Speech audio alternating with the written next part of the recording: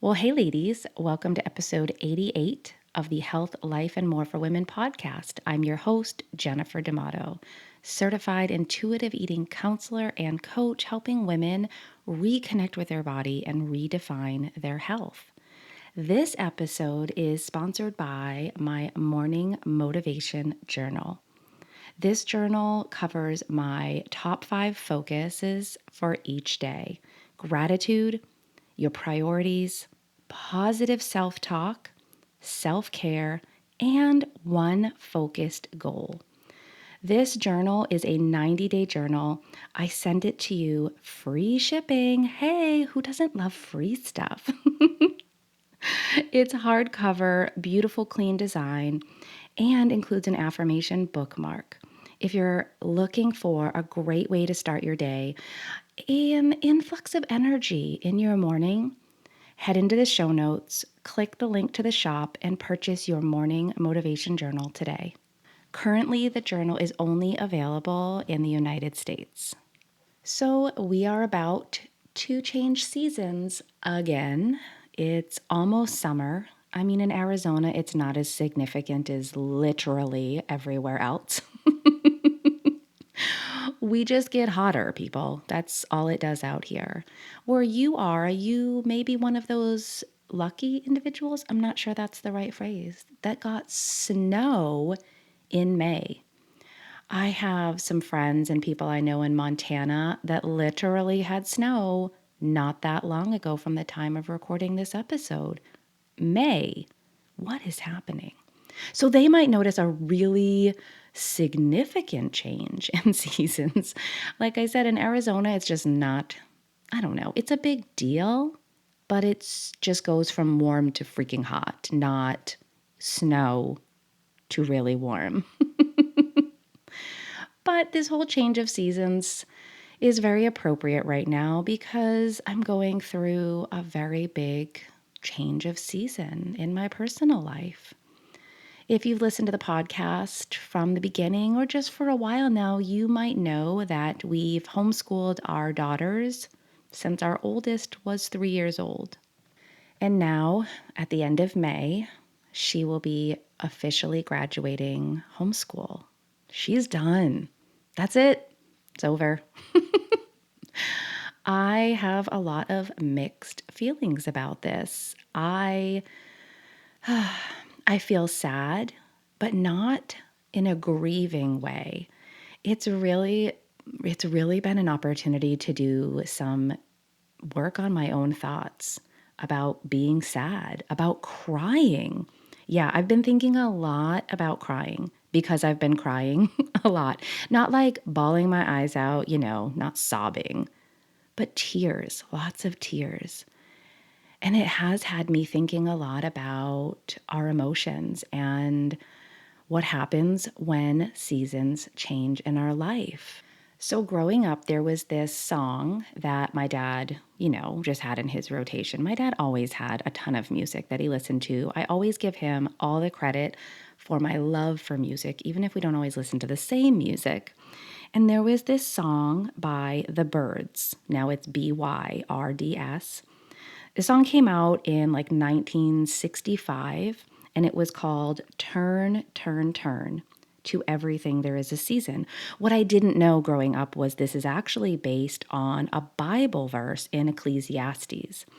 And it talks about to everything there is a season. The good, the bad, to be born, to die, to plant, to reap, to kill, to heal, to laugh, to weep.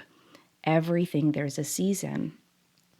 And what that really simply means is things are going to change. Things are not going to stay the same. Things have to change.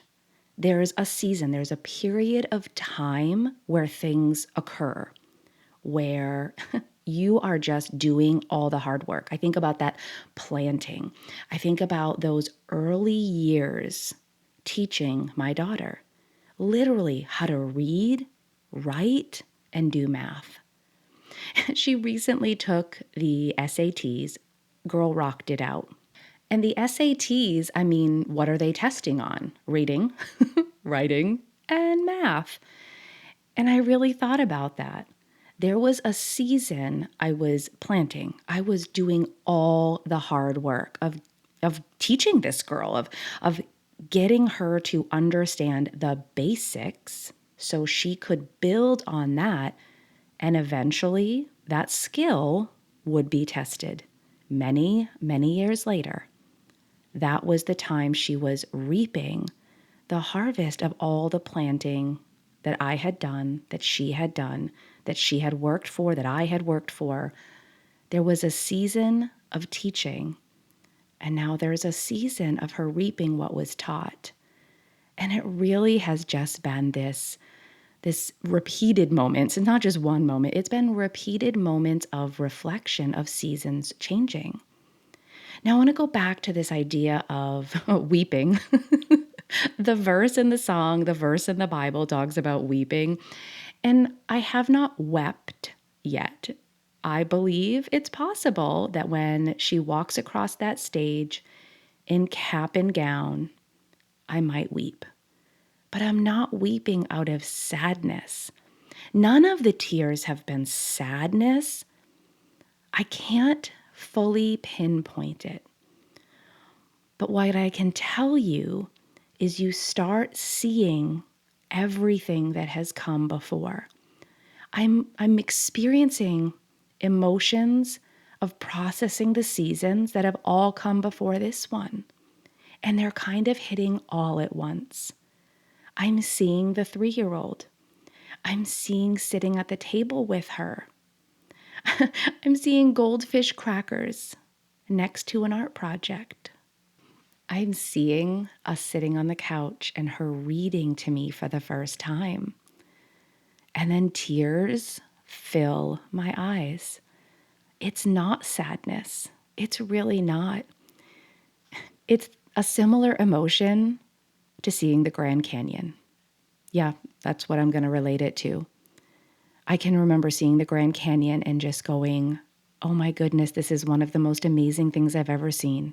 Can you imagine everything it took to create this beautiful space? Just taking in every ounce of beauty. It's like being in Hawaii and seeing the sunset on the ocean, filled with awe in everything that creation is. That's what I'm experiencing. I'm in awe of everything. That what it took to get to this space is what fills my eyes with tears and my heart with such deep emotion. When you can step back and take in not just a season you went through, not just one, all of the seasons that have come prior to this one, it can fill you with awe. It can fill you with deep emotion.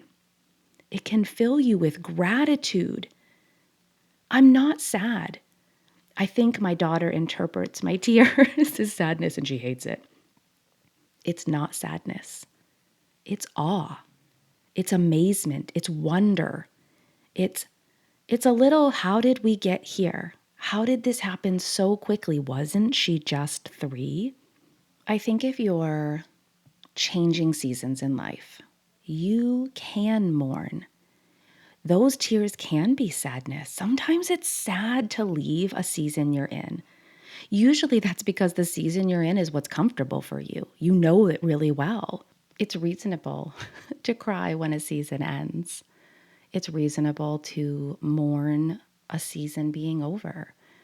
You know, one thing as a parent that I've said repeatedly is part of the reason you feel any sadness or mourning or this reflective emotional space that I'm in is because you acknowledge you can't go back.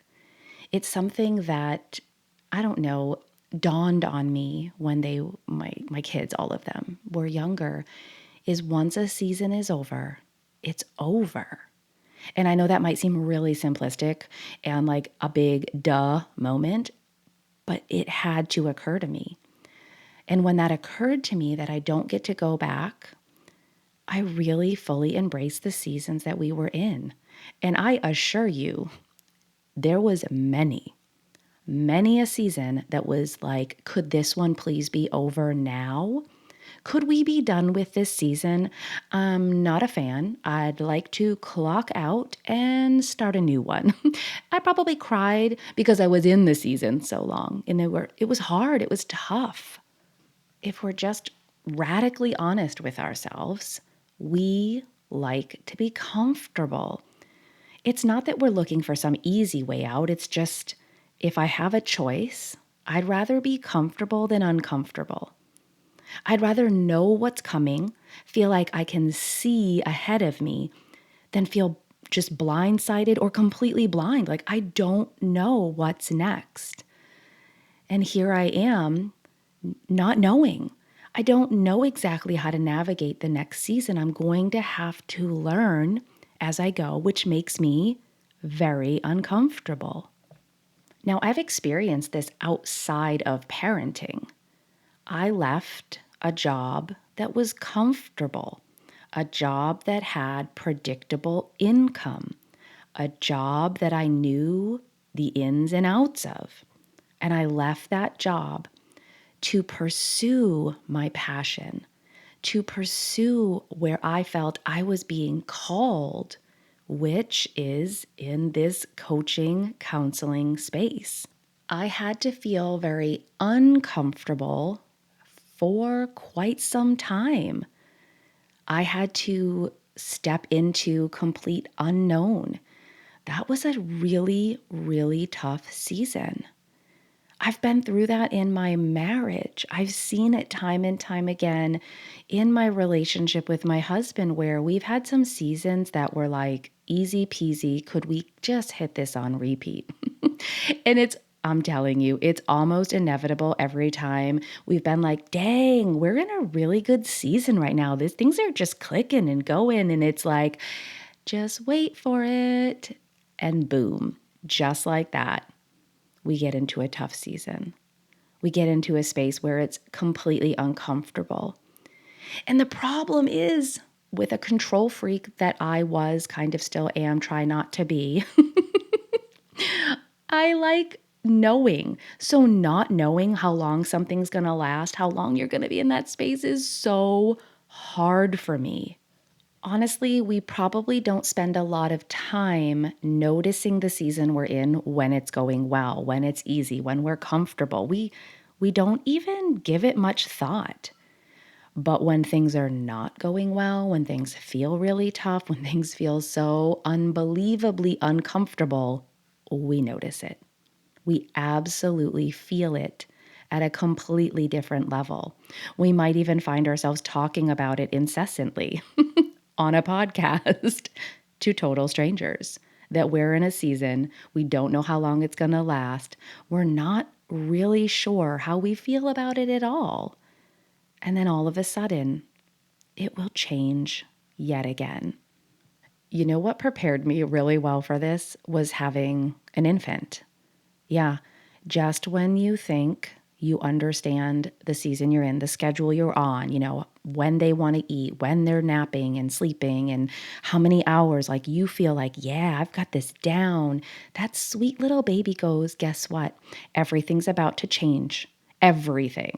How often I eat, how much I eat, when I sleep, you think you had it. No, you have no clue. And they change the entire schedule on you. Yeah, that represents the rest of the parenthood journey. At least it has for us. And I think on a greater scale, it represents how life is. These 4 seasons, this weather changing 4 seasons we go through. Sometimes we are thrilled when the seasons change. We're like, bring me all the cooler weather. That's something we say in Arizona. You might be living somewhere and you're like, I cannot wait for spring and then summer because winter sucks. I hate it here. It's so freaking cold, we can't do anything. These can really represent how we feel when seasons change, and everyone's different. I know some friends who they're ready. They're really ready for their kids to hit that next season and, move on, move out, grow up, and just have space and time for themselves as a couple. And then I know other ones who are dreading it. I can think of my own mother. It was definitely a time and season of weeping for her. She was a mom and identified mostly as mom. And when that role shifted, when that season changed, it was having to rediscover herself, find out who she was. It wasn't like she was jumping up and down at the idea of not being the mom in that way that she had been for, 18 to 20 years. It wasn't exciting. It was kind of how we feel when summer comes out here. Like, oh, I guess it's happening, but I'd rather stay in the season we are in. Spring out here is quite lovely. I don't complain about it. She kind of felt like, I don't want summer to come. I'm not looking forward to that. There's no one way to approach seasons in your life changing.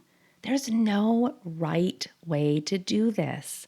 There's no correct emotion you should be feeling or the best way to approach or process the change. What's right is what's right for you. If your tears in a season of change are absolute just weeping sadness because it's over, that's okay. If you have no tears at all and you're celebrating a change of seasons, that's okay too. It would be silly to sit here and compare winter and summer. It would be really silly to sit here and compare how you process a change of seasons and how someone else processes a change of seasons. The best way to go through this process is the best way for you. Now, I'll tell you, if you feel overwhelmed, if it's crossed a line where you don't feel mentally or emotionally healthy, then seek out some help. Seek out a mentor. Maybe you need a therapist. Maybe a life coach is just someone you want to connect with to help you navigate the next season. I'm grateful to have had business coaches help me navigate changing careers, completely stepping into a new space. It's not that I couldn't navigate that on my own, it's I could navigate it better with the added support. I still receive coaching to this day. Absolutely. I believe in coaching. I believe in having that added support system built in. Right now, I'm changing seasons again in my career. I'm increasing some of my work. I have this podcast that I manage, and I also am always looking forward. Like, what's next? What's next for my clients? What's next for my business? So I like having that added support, that someone who's already been there who can help me navigate the change. I can assure you, having your own business is not a cakewalk. It's not easy. It's not always glamorous and lovely. Sometimes it's freaking hard. Sometimes it just feels like the most uncomfortable thing I've ever done. So, having someone there to help me walk through that, to process my thoughts, to spend some time with my emotions, oh, it changes everything for me. I hope we can get to a place where there is no judgment ever for asking for added support and help, no matter what it is you're navigating. Maybe it's your own marriage. Maybe it's parenting. Maybe it's a career change. Maybe it's with your eating. Having someone by your side should not come from a place of guilt and shame, like, oh, I need this added support. I can't do it on my own. No, it's, I want to do it better, quicker. I want to feel as good as I can walking through this season. Sure, I might feel really uncomfortable, but I also feel fully supported through the process, through the change, through the emotions, through the thoughts.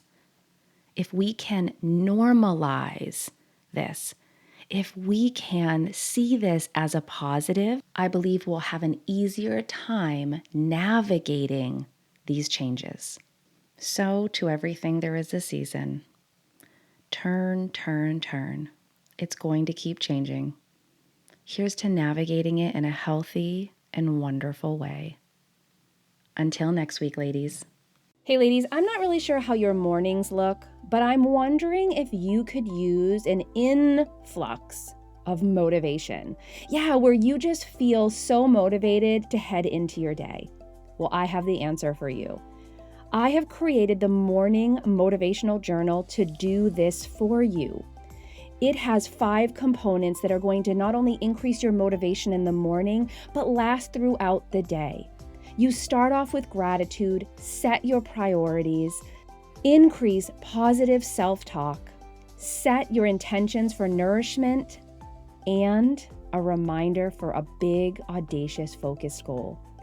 If this is something you know you need in your life, head into the show notes now, click Morning Motivation Journal and purchase yours today. Or you can just head to www.healthcoach4life.com/shop.